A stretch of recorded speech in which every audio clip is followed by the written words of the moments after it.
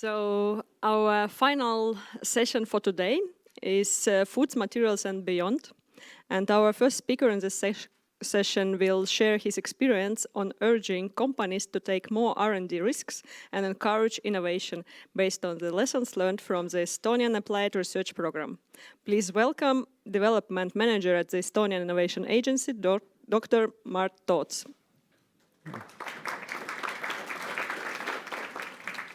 Yeah, thanks. And first, thanks Ilona and Kaspar for organizing this event. You did a great job, I think. First slide is most important, and it's the one I tend to forget. So these are supposed to talk about myself and my colleagues. So the Applied Research Program in the Enterprise in Estonia is, I'd say, quite unique in a sense that it was put together in 2021 and we're constantly evolving. And the team that we have, roughly 7-8 people, they all have various backgrounds in technological niches. Mine is biotech and infectious diseases. And all of us have worked in industry before doing R&D. We also have some international experience. Our head of the program, Madis, comes from the US, from Osram. My background is I courses in Estonia, Georgia State in the US, and then we also have people have worked in various pharma companies, IT companies, energy companies. So the idea is that if the aim of the program is to support companies' R&D, and it's, we think, helpful if the company that comes through the door meets with somebody who understands the field that the company is working at. So that's why the team was put together in such a way. And why this program was created is shown on this slide. There's a challenge in Estonia and also, I guess, across the European Union and Europe as a whole. We are excellent in doing research, but translating that research into economic value is where Europe is lagging behind the US and increasingly Asia as well. And we have studied quite extensively this Atlas of Economic Complexity done by Harvard, and it ranks 133 companies based on their economic complexity or based on the complexities of their products and services that the country exports. And at first glance, Estonia does quite well. It's on the 27th. This is 2021 data. They don't have newer one available, unfortunately. So at first glance, Estonia does really well. However, they argue that Estonia is losing its competitive advantages, and Growth Lab, that are actively working together, estimates that Estonian GDP grows less than 3% a year on average for the decade ahead. So therefore, we argue that, well, you can always debate whether GDP growth is the most important thing in life, and but this is more of a philosophical discussion. What Estonia has said in its strategy for research and innovation is that we need to reach productivity 110% of EU average. And continuing the same path that we are currently, without changing anything or changing very little, we don't reach our goals.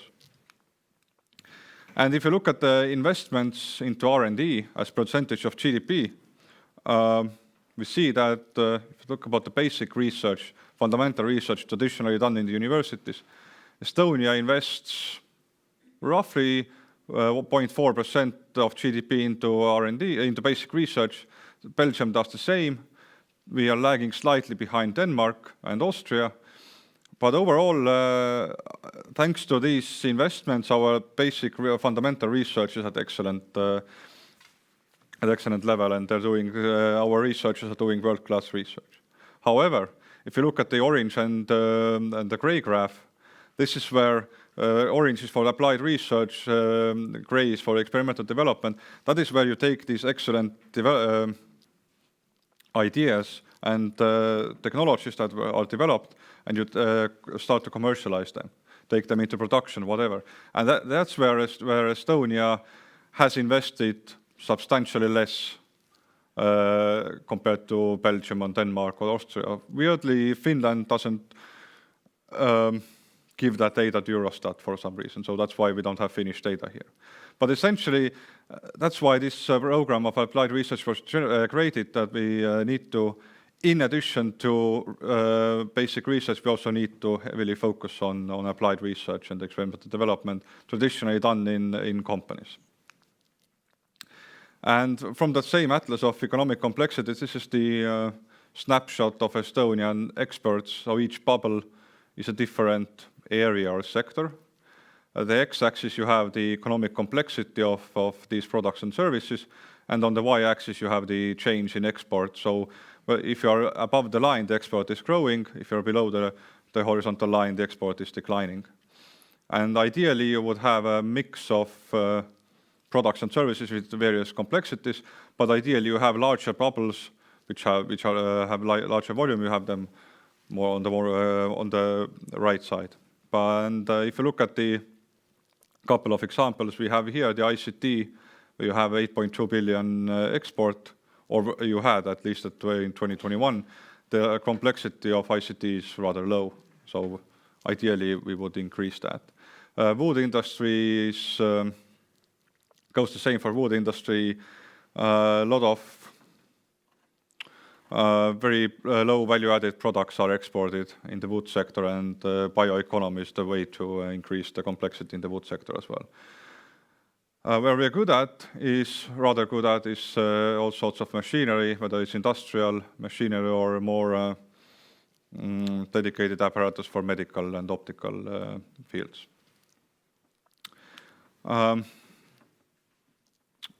We argue also that in order to increase complexity and really generate value from a research-intensive technologies or products, we need to think about intellectual property. We need to start protecting our competitive advantages. And yesterday I looked at the European Patent Office analysis from 2022. That's the latest I found. And we see that the number of European patent applications have grown over the years. We have reaching 200,000 applications yearly.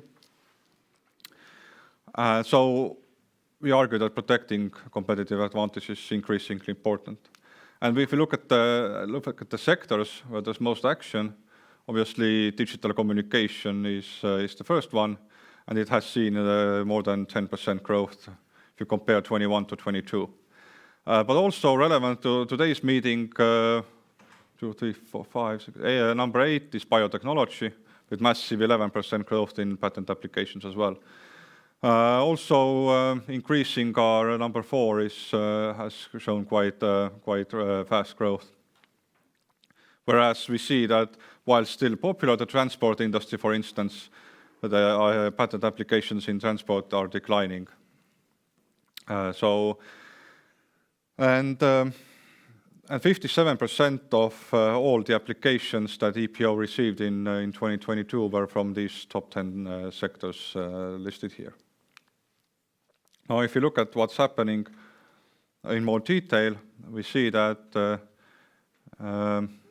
EPO states file 44% of all the applications, and we see that the US and China's share is increasing. China specifically is focusing on digital communications.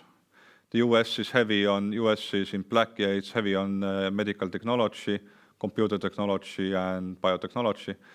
Where Europe still has clear advantages, I argue biotechnology, transport, electrical machinery, these type of things. Europe has a distinct competitive advantage, but our competitors from the US and Asia are closing in.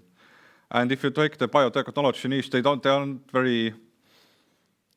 aren't able to describe very well what the biotechnology applications, what type of applications they were, but the ones that showed 5% growth over the year-over-year were they termed it classical biotechnology. I'm guessing it's not pharmaceuticals. It's something most of you do here every day. It's biorefining, sustainable materials, these type of things.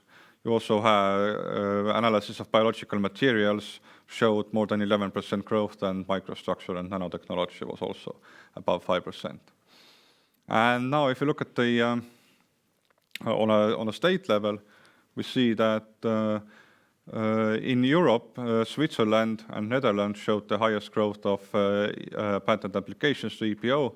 In Europe, China showed 15.1% growth.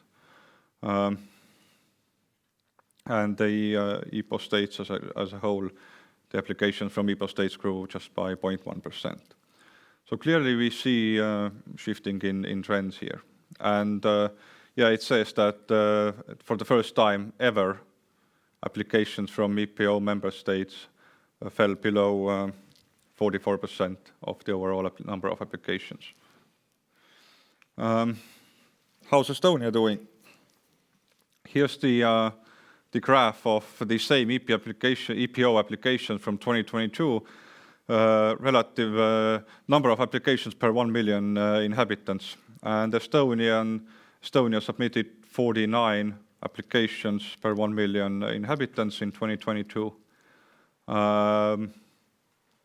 Let's say roughly 3 times lower than the EPO members' average. Switzerland is by far in the lead, followed by Sweden, Denmark, and Netherlands. And we see an interesting trend here. While Denmark, the number of applications per million people remain flat roughly. The rest are growing except Germany and Estonia. Germany, it shows that Germany has some economical challenges ahead. And they, as I mentioned before, the application from EPO members in total were roughly the same, so 0.1% increase. So clearly, others are increasingly protecting their competitive advantages, while we, for some reason, do not. And that's the key take-home from here, that we need to start thinking about intellectual property seriously. Now a bit about today's topic as well, challenges. I briefly touched on that already, challenges in the wood and biorefinery sector. We have a list of R&D heavy and very nicely growing companies that we and the program put together. And if you look at the wood sector, you have 140 plus companies dealing with carpentry products, wood products, lumber, and just 4 companies dealing with biorefining. This is 2022 data, I think. And if you look at the added value per employee in these different sectors, we see that the biorefining companies, their value added per employee is more than 150,000, whereas the others are somewhere around 50 to 75,000 value added per employee. So clearly, if we want to make a switch in the sector and in Estonia as a whole, we need to start thinking about biorefining, valorization of wood, biochemically, for instance. So this is where we see that we have a huge potential in Estonia. And luckily, we are not the only ones having noticed that. The Foresight Center also finds that wood-based bioproducts are a great alternative to oil-based alternatives. University of Tartu received the funding substantial funding recently to push that sector. AIO and Fibber are doing excellent research, as we already heard today, and the Metrocert is launching its Applied Research Center, also focusing on biorefining. So clearly there's a lot of action going on in Estonia already, which is a good thing. And now, last few slides about the program itself as well. So it has funded 137 projects so far. We started in 2021. If you look at that millions, it's 118 million that we've given out. Roughly more than 30 million out of it has gone to universities as collaborators or service providers. We have, starting this year, 2 15 million euro funding calls plus availability for small projects. And these are the four first are the activities that we support under the program, and you see the fourth one there is intellectual property as well. So if you're serious about IP, then we can support the IP applications as well. And once you're completed the project with us, we have an option to go fast track to EIC Accelerator for higher TRL research plus investment support as well. And yeah, so get in touch if you're interested. And I'm going to leave this slide here. I'm sorry it's in Estonian, but basically we are looking for additions to our team for biorefining experts, wood biotechnology experts who should be able to support companies in the R&D journey. So if you're interested, get in touch, and thank you very much.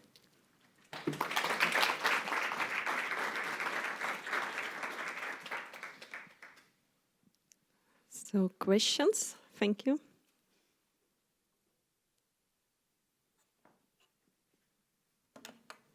Okay, then thank you for your nice speech. Yeah, thank you.